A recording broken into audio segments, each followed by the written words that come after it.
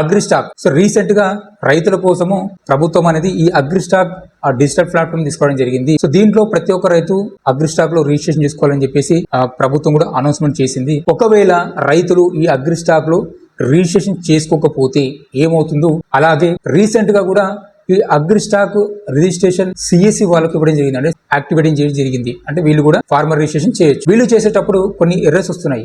దాంట్లో ముఖ్యంగా ఏంటంటే మన Aadhaar card authentication, mobile number authentication చేసిన తర్వాత కింద ల్యాండ్ డీటెయిల్స్ ల్యాండ్ ఉన్నప్పటికీ కూడా కనిపించట్లేదు. సో అట్లాంటి ఎర్రర్స్ వచ్చినప్పుడు ఏం చేయాలని ఈ వీడియోలో కంప్లీట్ గా డిస్కషన్ చేద్దాం. ఎవరైనా మన ఛానల్ని కొత్తగా చూసినట్లయితే దయచేసి నా ఛానల్ సబ్స్క్రైబ్ చేయండి, అలాగే వీడియోకి ఒక లైక్ చేసుకోండి. వీడియోలోకి వెళ్తే అగ్రిస్టాక్ రిజిస్ట్రేషన్ చేసుకోవడం వల్ల లాభాలేంటి, చేసుకోకపోతే నష్టాలేంటో తెలుసుకుందాం. సో ఈ అగ్రిస్టాక్ అనేది రైతు యొక్క అన్ని డీటెయిల్స్, అంటే రైతు యొక్క ల్యాండ్ బేస్ చేసుకొని అతని యొక్క ల్యాండ్ డీటెయిల్స్, అతనికి ఏ విధంగా వచ్చింది, అంటే ల్యాండ్ డీటెయిల్స్ అంటే కంప్లీట్గా ఉంటాయి. సర్వే నెంబర్ ఉంటుంది, ల్యాండ్ వాల్యూ ఉంటుంది, దాంతోపాటుగా ఆ ల్యాండ్కు సంబంధించిన ఏ బ్యాంక్ అయితే లింక్ ఉందో ఆ బ్యాంక్ డీటెయిల్స్ ఉంటాయి, తర్వాత కన్సర్న్ అడ్రస్ ఉంటుంది, ఆధార్ లింక్ అయి ఉంటుంది, మొబైల్ నెంబర్ ఉంటుంది, బ్యాంక్ అన్నీ ఉంటాయి అన్నమాట. అంటే ఒక కస్టమర్కి ఏదైనా ఇవ్వాలి అనుకున్నప్పుడు ఏ డీటెయిల్స్ అయితే అవసరమవుతాయో ఈ అగ్రిస్టాక్ కనుక రిజిస్ట్రేషన్ చేసుకుంటే ప్రతిదీ దానికి లింక్ అయి ఉంటుంది. ఫర్ ఎగ్జాంపుల్ ఇప్పుడు యూరియా, మెయిన్ మన రాష్ట్రంలో యూరియా కొరత చాలా తీవ్రంగా ఉంది. దానికి సంబంధించి ప్రభుత్వం ఏంటంటే ఇది వ్యాప్ బుక్ చేసుకోండి అది ఇది అని చెప్పేసి కొత్త రూల్ తీసుకొచ్చింది. సరే పక్కన పెట్టండి. సో ఇలాంటి సిచ్యువేషన్స్ ఒకటి, రైతు బీమా, రైతు బంధు కానీ, పిఎం కిసాన్ సంబంధించి కానీ, తర్వాత భవిష్యత్తులో వచ్చే ఏమైనా సబ్సిడీ రుణాలు ఉంటే, లేకపోతే సబ్సిడీ ట్రాక్టర్లు కానీ, వ్యవసాయ పనిముట్లు కానీ ఇవ్వాలంటే ఏమవుతుందంటే ఈ మధ్యలో బ్రోకర్స్ అనేది ఎక్కువగా ఉంటారు అన్నమాట. అంటే ఎలా ఉంటుందంటే ఇప్పుడు ఒక రైతుకి ఎలిజిబిలిటీ ఉంది, ఆ రైతుకి ఎలిజిబిలిటీ ఉన్నప్పుడు ఆ రైతు ఎవరు, రైతు పేరేంటి, ఆ రైతుకి నిజంగా ఎన్ని ఎకరాలు ఉంది, ఆ రైతు సాగు చేస్తున్నాడా లేదా, అతనికి ఏ బ్యాంక్ అకౌంట్ లింక్ ఉంది, తర్వాత అతని క్యాస్ట్ ఏంది, అతని కాంటాక్ట్ నెంబర్ ఏంది, అతని అడ్రస్ ఏంది. సో ఇవన్నీ దీనికి సపరేట్ డాక్యుమెంట్స్ ఇవ్వాల్సి వచ్చేది. సో గవర్నమెంట్ ఏం చేసిందంటే ఈ అగ్రిస్టాక్ ద్వారా ఒకటే ప్లాట్ఫామ్కి తీసుకోవడం జరిగిందనమాట. రైతులకు సంబంధించి ఏవైతే డీటెయిల్స్ అవసరమవుతాయో ఒక రైతు సంబంధించి అతనికి ఏ బెనిఫిట్స్ ఇవ్వాలన్నా ఆ డీటెయిల్స్ అన్నీ కూడా ఈ అగ్రిస్టాక్లో పొందుపరచడం జరిగింది. సో మనకి అగ్రిస్టాక్ రిజిస్ట్రేషన్ చేసినప్పుడు Aadhaar card authentication, mobile number authentication అడుగుతుంది. సో ఆధార్ కార్డ్ పైన లింక్ ఉన్నటువంటి ల్యాండ్ అంతా మనకి క్యాప్చర్ చేస్తుంది. సో ఇక్కడ ఏంటంటే ప్రతి రైతుకి పిఎం కిసాన్ డబ్బులు అనేది, రైతు బంధు అనేది పడుతుంది. అంటే మన స్టేట్ సంబంధించి చెప్తున్నాను నేను, వేరే స్టేట్లో కొంచెం డిఫరెంట్గా ఉంది అగ్రిస్టాక్ రిజిస్ట్రేషన్ అనేది.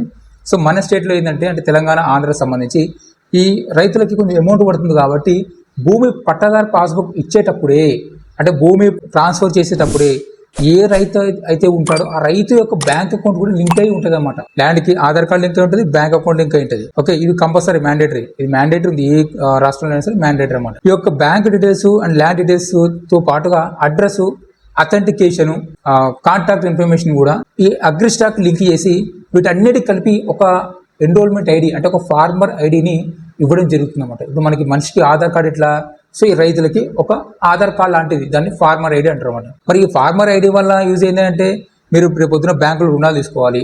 ఇప్పుడు ఏం చేస్తారు, మీ 1B తీసుకురండి, ROR తీసుకురండి, అది తీసుకురండి అంటారు. ఇక్కడ సింపుల్ ఏం లేదు, మీరు ఒక ఐడి కొడితే చాలు. ఆ ఐడి కొట్టగానే మీ బ్యాంకు డీటెయిల్స్తో సహా, మీ కాంటాక్ట్ ఇన్ఫర్మేషన్, మీ అడ్రస్, రెసిడెన్షియల్ అడ్రస్తో సహా, మీకు ఎంత ల్యాండ్ ఉంది, కట్ అయిందా, ఉందా, పోయిందా అని డీటెయిల్స్ అన్నీ కూడా దాంట్లో కనిపిస్తాయి అనమాట. సో అలాంటప్పుడు బ్యాంకులో పాస్బుక్ని పెట్టుకోవాల్సిన అవసరమే లేదు. సో ఇక్కడ ఏమైతే అంటే అథెంటికేషన్ ద్వారా, అంటే ఓటీపీ ద్వారా మనకి రుణాలు మంజూరు ఏం జరుగుతాయి. మనం ఏదైతే మొబైల్ నెంబర్ ఇచ్చింటామో రిజిస్ట్రేషన్కి, ఆ మొబైల్ నెంబర్ ఒక్కటి ఎంటర్ చేసి సరిపోతుంది. మరి ఆధార్ కార్డు ఓటీపీ జనరేట్ అవుతుంది, ల్యాండ్ సంబంధించిన ఓటీపీ జనరేట్ అవుతుంది, బ్యాంక్ అకౌంట్ సంబంధించిన ఓటీపీ జనరేట్ అవుతుంది. సో వీటన్నిటి ద్వారా కూడా ఫిజికల్గా డాక్యుమెంట్స్ అవసరం లేకుండా మెయిన్ ఫైనల్ టార్గెట్ ఏంటంటే ఫిజికల్ డాక్యుమెంట్, అంటే పేపర్లతో సంబంధం లేకుండా జస్ట్ ఫోన్, ఓటీపీ అంతే. దీంతో ప్రాసెస్ కంప్లీట్ అయ్యే విధంగా తీసుకోవడం జరిగిందంట. సో దీంతో పాటుగా యూరియా కానీ, విత్తనాలు కానీ, సబ్సిడీ యంత్రాలు కానీ, తర్వాత రుణాలు కానీ, ఏదైనా కానివ్వండి రైతులకు సంబంధించి అది ఇవ్వడానికని చెప్పేసి ఈ యొక్క ప్రాసెస్ తీసుకోవడం జరిగింది. ఒకవేళ మీరు అగ్రిస్టాక్లో రిజిస్ట్రేషన్ చేసుకోకపోతే ఇప్పుడు ఏమి కాకపోవచ్చు, కానీ భవిష్యత్తులో, ఎందుకంటే దీన్ని కంటిన్యూ చేస్తారు. ఈ అగ్రిస్టాక్ అనేది ఏ గవర్నమెంట్ ఉన్నా, ఏ పార్టీ ఉన్నా, ఏ ప్రభుత్వం ఉన్నా దీన్ని కంటిన్యూగా చేస్తారు డెఫినెట్గా.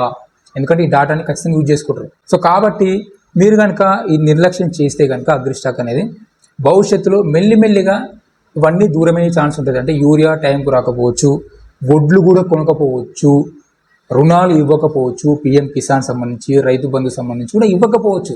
సో ఇదే విషయం కూడా కొన్ని సోషల్ మీడియాలో కూడా ప్రచారం చేస్తున్నాయి, కొంతవరకు నిజం అనుకోవచ్చు. కానీ దానికి సంబంధించి అఫీషియల్ ఎవిడెన్స్ అయితే ఏం లేదు, కానీ భవిష్యత్తులో మాత్రం దీని ఎఫెక్ట్ గట్టిగా ఉంటుంది. సో అందుకని ప్రతి ఒక్క రైతన్నలు మీరు మీ యొక్క ల్యాండ్ డీటెయిల్స్ అనేది ఖచ్చితంగా అగ్రిస్టాక్లో రిజిస్ట్రేషన్ చేసుకోండి.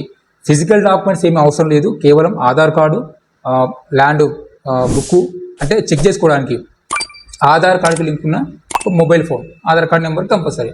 ఇవి తీసుకొని మీ దగ్గరలో ఉన్న సిఎస్సి సెంటర్కి అని మరీ చెప్తున్నాను అది, లేదా ఎవరన్నా సిఎస్సి విఎల్ఈలు కనుక మీ ఊరిలో క్యాంపెయిన్ కనుక పెట్టేటుంటే మీరు పెట్టించుకోండి, ఇంకా ఈజీ. ఎందుకంటే మీరు ఎక్కడో దూరంగా వెళ్ళి చేసుకునే బదులు, ఎందుకంటే డబ్బులు వేస్ట్, పెట్రోల్ బొక్క, అసలు పెట్రోల్ రేట్ పెరిగిపోయింది, డబ్బులు వేస్ట్, టైం వేస్ట్. సరే వాళ్ళే వచ్చి మీ దగ్గర చేస్తున్నారంటే ఇంకా మహాభాగ్యం అనుకోవాలి.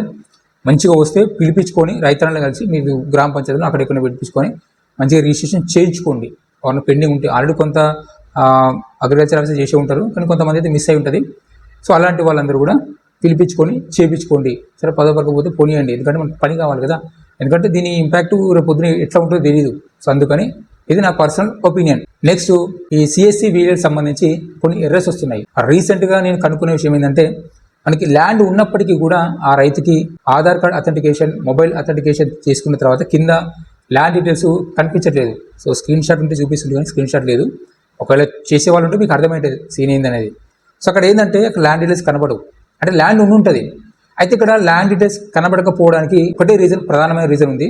అదేంటంటే పాస్బుక్ వచ్చి కొత్తగా పాస్బుక్ వచ్చి 1 సంవత్సరం కూడా అయి ఉండదు, లేదంటే 6 నెలలనే అయి ఉండదు. సో అలాంటి వాళ్ళు ఆ డాటా అనేది ఇంకా ఫుల్ ఫ్లెడ్జ్గా మనకి స్టేట్ గవర్నమెంట్ దాంట్లో అప్డేట్ కాదు. స్టేట్ గవర్నమెంట్ దాంట్లో అప్డేట్ కావాలి.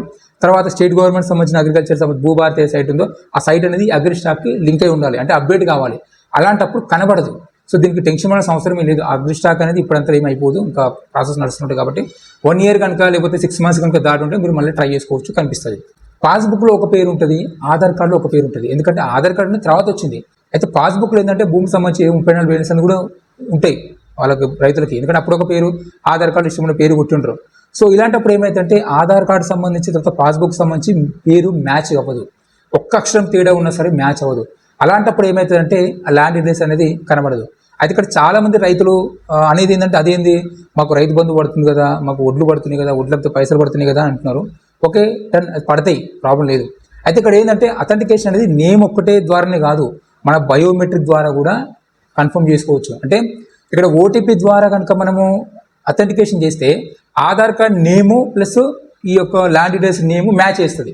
లేదా బయోమెట్రిక్ ద్వారా కనుక మీరు అథెంటికేషన్ చేస్తే పాస్బుక్లో ఉన్నటువంటి బయోమెట్రిక్ డేటా, ఎందుకంటే పాస్బుక్ అనేది ఉత్తనే రాదు, పాస్బుక్ తీసుకుంటే కూడా బయోమెట్రిక్ వేయాల్సింది.